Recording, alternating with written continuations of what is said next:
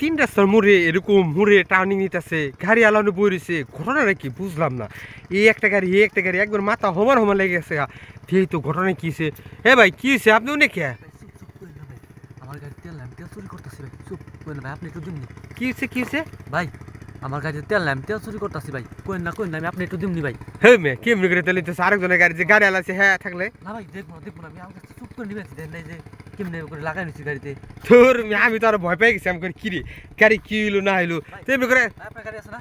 আর তা আছে না গাড়ি যেমনি তেল নিতেছে এক বোতল দিবেন, এক বোতল, ঠিক আছে? তুমি এই গাড়িতে তেল আছে কিনা না আছে তুমি জানো? ভাই গাড়ি তেল আছে, তেল ভর করে টাঙ্কি ভর হ্যাঁ? করে দেন ভাই, কেমনে ইরে তেল চল।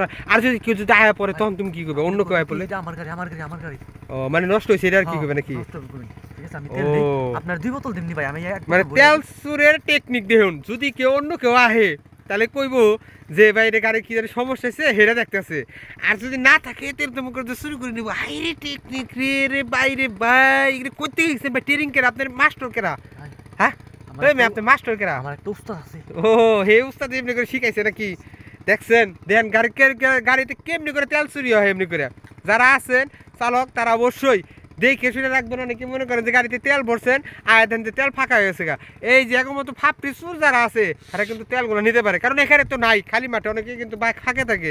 আস্তে করে পাইপটা খুলায় তেলটা লয়ে যাবো গা বাস, তারপরে কমো যে তেল নাই। হাই টেকনিক, তাহলে এই টেকনিকটা কেরাই শিখাইছে? ভাই আমার গুরু আছে একটা, গুরু। ও গুরু আছে, সেই গুরু শিখাইছে না? উস্তাদ।